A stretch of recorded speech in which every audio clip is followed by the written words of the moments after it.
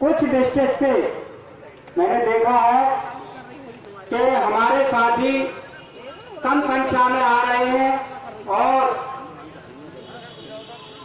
जो नहीं आए हैं मैं सभी से निवेदन करूंगा कि उन्हें टेलीफोन पर अभी चर्चा कर ले और उनसे बोल दें कि कोई भी काम करने नहीं जाए। ऐसा सभी साथी एक दूसरे को टेलीफोनिक मैसेज दे दें जो भोपाल किसी कारणवश नहीं आ पाए हैं। एक बात तो है कि कहीं ना कहीं उनके मन में ये जरूर है कि हमारे साथ अन्याय हो रहा है, लेकिन सभी साथी भोपाल नहीं आ पाते हैं। कई हमारी महिला साथी बहनें नहीं आ पाती, कुछ कारण भी होते हैं, कुछ पारिवारिक कारण होते हैं, नहीं आ पाती हैं। तो उनसे आप टेलीफोन पर बात कर लें और सभी को बोल दें कि कोई भी संस्था पर कार्य करने नहीं जाए। और यदि पूरे मध्य प्रदेश के 51 जिलों में कोई भी अधिकारी, चाहे वो क्लास 1 हो चाहे क्लास 2 हो, किसी भी क्लास का हो, यदि वो दबाव बनाए कि आपको कार्य करना है, यदि कार्य के लिए दबाव बनाए तो आप सीधे मेरी बात करा दीजिए, प्रदेश कार्यकारिणी की बात करा दीजिए, हम उनसे बात कर लेंगे यदि किसी के मन में ऐसा है। दूसरा, कई जगह मैंने देखा कि इस बात को लेकर कि हमारे प्रभारी को सूचना नहीं गई, तो मैं आपको बता दूं संघ की तरफ से सभी अधिकारियों को सूचना समय रहते दे दी गई है। इसलिए अगर आप संस्थाओं से कार्य पे नहीं जाते, हड़ताल पे रहते हैं, तो हमारी आपकी कोई जवाबदारी नहीं होगी, इसमें संबंधित अधिकारी की, प्रशासन की जवाबदारी होगी। तो सभी से यही बार बार निवेदन है कि जो साथी भोपाल के धरना में सम्मिलित नहीं हो पाए हैं वो बिल्कुल कार्य पर नहीं जाए, अपने घर पर बैठे और इस धरने को सफल बनाने में योगदान दें। साथियों, धरना हमें कोई शौकवश नहीं करना पड़ता है, न किसी को कोई शौक है। ये भोपाल में रिजर्वेशन नहीं मिल रहा है, ट्रेन से लटक के आ रहे हैं, कोई बस से आ रहे हैं, पैसा बर्बाद हो रहा है, किसी को शौक नहीं है। हमारे साथ अन्याय हो रहा है, इसीलिए हम और आप भोपाल में बार बार एकत्रित हो रहे हैं। मैं इस मंच के माध्यम से हमारे प्रदेश के मुखिया शिवराज सिंह चौहान जी से कहना चाहूंगा कि पता नहीं उन्होंने कान में कौन सी रुई लगा रखी है, सुनाई नहीं दे रही है। वो चंद अधिकारी, मैं उनको बता दूं कि जब आपकी सरकार गिरेगी तो इन्हीं हरामखोरों की वजह से गिरेगी। वो पता नहीं क्यों नहीं सोच पा रहे हैं, उन्हें ये लग रहा है कि अब जिंदगी भर हम ही आएंगे, अब हमारी सरकार कभी नहीं गिरेगी, ऐसा उनका मानना है। हमने उनके स्वास्थ्य मंत्री जी से बात की ग्वालियर में, मैंने ज्ञापन दिया, हमने कहा मंत्री जी हमारा ये ज्ञापन है, आप देख लो, इसमें मात्र 5 मांग है, बहुत ज्यादा नहीं है, जिसमें एक अप्रेजल की नीति है। अच्छा, मैं अप्रेजल को लेकर एक क्लियर बात कर दूं, कुछ लोगों का ऐसा मानना है कि हमारा धरना, हमारा आंदोलन अप्रेजल तक सीमित रह गया है। साथियों, ऐसा बिल्कुल नहीं है। पता नहीं सभी पढ़े लिखे साथी हैं, उसके बाद भी वो 5 बिंदु क्यों नहीं पढ़ना चाहते हैं, एक ही क्यों पढ़ लेते हैं कि हमारा आंदोलन केवल अप्रेजल को लेकर है। अरे 5 बिंदु पढ़िए, उन्हें 5 बिंदुओं में सब कुछ लिखा है कि हमारा अप्रेजल तो इसलिए लिखा है कि कम से कम हम और आप सिस्टम में तो बने रहें। जब सिस्टम में ही नहीं रहोगे तो लड़ाई कैसे लड़ोगे? तो उन लोगों से आप बोल दीजिए कि ये लड़ाई जो हमारे साथी 17 कैडर वो समाप्त हो गए हैं, जो अप्रेजल के माध्यम से निकाल दिए गए हैं, उन सबके लिए है। ऐसा नहीं है कि जो यहाँ टेंट के नीचे बैठे हैं या किसी योजना में, दूसरी योजना में, उनके आरएनटीसीपी में है, वो हम पे लागू नहीं होता। देखिए, संविदा संगठन है, वो सभी पे लागू होगा। ऐसा नहीं है कि केवल अप्रेजल को लेकर लड़ाई है। जब 5 बिंदुओं में सब कुछ लिखा है तो अप्रेजल को अप्रेजल तक सीमित क्यों करना चाहते हैं आंदोलन को? तो सभी लोग एक दूसरे को बता दें, और बात तो उन्हें हमारी माननी ही पड़ेगी, क्योंकि अन्याय का अंत सुनिश्चित है। और ये जो हठधर्मिता है आपने देखी होगी, तानाशाही का लेवल भी देख लिया होगा। हमारे साथी अप्रेजल में कोर्ट के माध्यम से वापस आए और उनके 19 तारीख को 19 और 20 में शायद भोपाल बुलाया गया था, और उन्हें जब ऐसा लगा कि हमें इनको अब रखना ही पड़ेगा, कोर्ट का आदेश है, तो जिला ही बदल दिया। जब ट्रांसफर की बात आती है, दंड देने की बात आती है, तो हम शासकीय कर्मचारी हैं, शासकीय कर्मचारी हो गए रातों रात और जिला बदल दिए। ग्वालियर की स्टाफ नर्स को, किसी को सागर, किसी को विदिशा, किसी को कहीं अन्य जिले में भेज दिया गया। और जब अधिकारों की बात आती है तो तुम हमारे कर्मचारी नहीं हो, संविदा कर्मचारी हो। ये कहां का न्याय है? तो हम अन्याय के खिलाफ लड़ेंगे, चाहे कुछ भी हो जाए। और प्रमुख सचिव से तो मैं क्या बोलूं, उनके लिए मेरे पास शब्द ही नहीं है। मतलब इससे घटिया प्रमुख सचिव मैंने अपनी लाइफ में नहीं देखा। अपने मुंह से मैं क्या उनकी मतलब बुराई करना भी मैं गलत मानता हूं। इतनी गंदी सोच, इतनी घटिया नीति एक आईएएस के लिए, इससे अशोभनीय बात और कुछ नहीं हो सकती है। जिस आईएएस के पूरे मध्य प्रदेश के 51 जिलों में पुतले जलाए जाते हों, आप सोच लीजिए उससे बड़ा दुर्भाग्यशाली आईएएस कौन होगा। भोपाल में जो एनएचएम में अभी यहां भी घूम रहे होंगे, क्या है कि एनएचएम में मैंने ये देखा है चापलूसों की बाढ़ आ गई है, चापलूसों की संख्या बढ़ती जा रही है। उन्होंने ये कह दिया है आप तो चापलूसी करो और चिंता मत करो, अप्रेजल तो हमें ही लेना है, हम आपको सिस्टम से बाहर नहीं होने देंगे। चापलूसों का मैं नाम नहीं लेना चाहूंगा। एक मीटिंग के दौरान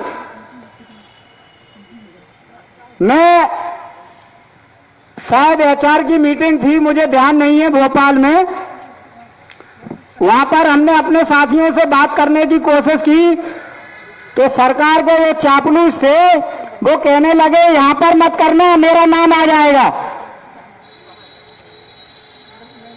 अरे तुम कम से कम अपने माँ बाप के द्वारा पढ़ाई गई, उन्होंने आप पे खर्चा किया, उन्होंने आपको पढ़ाया, बहुत अच्छे आप ओहदे पे गए, जॉब में गए, कम से कम उनकी इज्जत तो रख लो। अपने दिमाग का तो इस्तेमाल कर रहे हो कि हम न्याय के साथ है कि अन्याय के साथ। तो साथियों आप चले जाइए। तो हम अन्याय के खिलाफ लड़ेंगे, चाहे कुछ भी हो जाए। और जो एमडी और पीएस कि हमें और आपको वो दबा लेंगे या हमें नौकरी से बाहर निकाल देंगे, तो मैं उनको बता दूं सरकार सबके लिए है।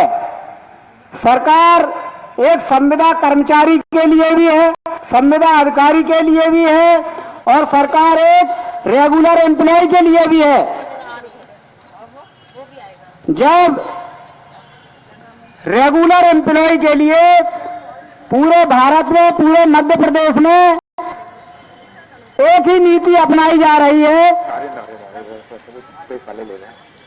चलो प्रेस की बाइट हो रही है, सभी से अनुरोध है कि जोरदारी से नारे लगाएं। जिंदाबाद जिंदाबाद, संविदा जिंदाबाद जिंदाबाद। जिंदाबाद, संविदा एकता जिंदाबाद, जिंदाबाद जिंदाबाद, संविदा एकता जिंदाबाद। नहीं किसी से भीख मांगते, हम अपना अधिकार मांगते। नहीं किसी से भीख मांगते, हम अपना अधिकार मांगते। नहीं किसी से भीख मांगते, हम अपना अधिकार मांगते। नहीं चलेगी, नहीं चलेगी तानाशाही, नहीं चलेगी, नहीं चलेगी, नहीं चलेगी तानाशाही, नहीं चलेगी, नहीं चलेगी, नहीं चलेगी तानाशाही, नहीं चलेगी। मधुर सेनेचम होश में आओ, मधुर सेनेचम होश में आओ, मधुर सेनेचम होश में आओ, होश में आके बात, होश में आके बात करो, होश में आके बात करो। बात तो तुमको करनी होगी, बात तो तुमको करनी होगी, बात तो तुमको करनी होगी। समझौता भी करना होगा, समझौता भी करना होगा। नहीं तो चक्का, नहीं तो चक्का जाम करेंगे, नहीं तो चक्का जाम करेंगे। कौन करेगा? हम करेंगे। कौन करेगा? हम करेंगे। कौन करेगा? हम करेंगे। हम सब एक है, हम सब एक है, हम सब एक है। वंदे मातरम, वंदे मातरम, वंदे मातरम। साथियों, नीति पर बात हो रही थी कि जब रेगुलर एम्प्लॉय के लिए पूरे मध्य प्रदेश में एक नीति है, उनके एक नियम है, चाहे वो किसी भी विभाग के हों, तो संविदा के लिए एक ही नीति होना चाहिए पूरे एमपी में। चाहे वो शिक्षा विभाग हो, चाहे पंचायत विभाग हो, चाहे वो स्वास्थ्य विभाग हो, कोई भी विभाग हो, नीति भी एक होना चाहिए। इधर संविदा शिक्षकों की नीति है कि हम आपको 3 साल में रेगुलर देंगे, उसमें लिखा भी है। पंचायत विभाग की अलग नीति है, मतलब सभी विभागों की अलग अलग नीति बना रखी है। पूर्व मुख्यमंत्री जी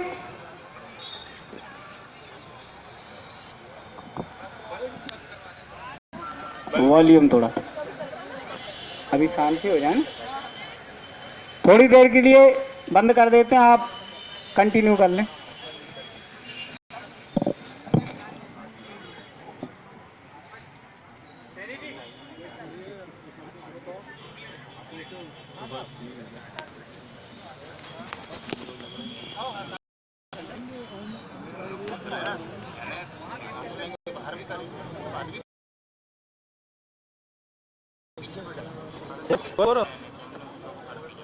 तू वो एसएसके वाला यूट्यूब से चैनल पे लाइव कर दे। यूट्यूब से? हाँ, एसएसके वाला है ना अपना, एसएसके से बुलाया ना, इससे लाइव कैसे जाएगा? माई चैनल पे जाए, एसएसके वाले की जी माई चैनल है,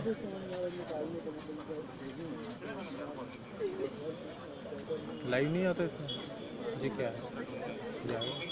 बैक कर जी। क्या नहीं है जी? क्या है? लाइव चल रहा है रहने दे पर जी, डाल देंगे पर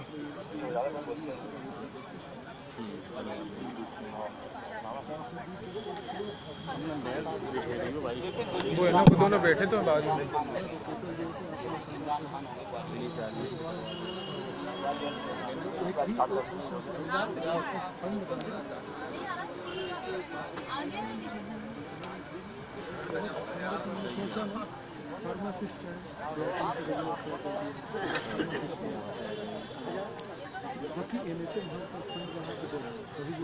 इस तरह में बैठ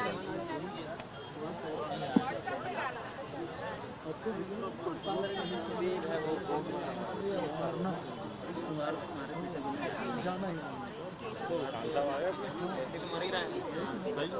कौन है? बैग अपना यहीं नहीं ले आए यार। मैं वहीं रख कर वो दोनों बैठे हैं ना।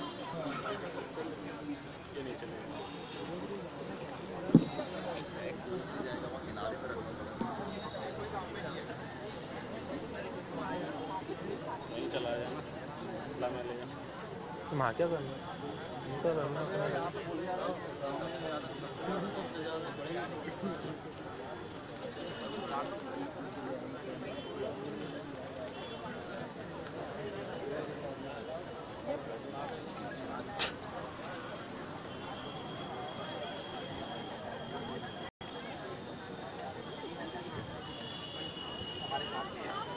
चाहते कि जनता को कुछ भी हमारे कारण तक पहुंचे, लेकिन ये स्वास्थ्य विभाग ही इसके लिए मूल रूप से आला अधिकारी इसके जिम्मेदार हैं, जो कि हड़ताल को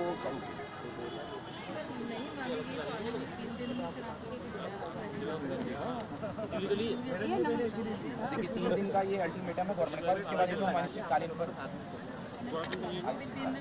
अभी 3 दिन तो बिल्कुल है। हेलो, मान के चलिए 15 तारीख की शाम तक हम डिक्लेयर इसके बाद हम इस कार्यक्रम को आगे बढ़ाते हैं अपने आंदोलन को। इसके बाद मैं मंदसौर से आए हमारे संभाग अध्यक्ष विपिन जी को बुलाना चाहूंगा। जोरदार तालियों से आप इनका अभिनंदन करें।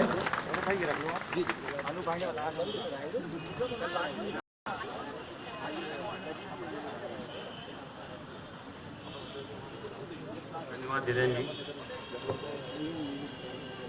आदरणीय प्रांत अध्यक्ष सौरभ सिंह जी, मंच पर आसीन मेरे समस्त पदाधिकारीगण, साथी, नर्सेस एसोसिएशन से भी पधारे हुए प्रतिनिधिगण और इस पंडाल में उपस्थित कभी न हार मानने का जज्बा लिए हुए मेरे सभी संविदा साथी।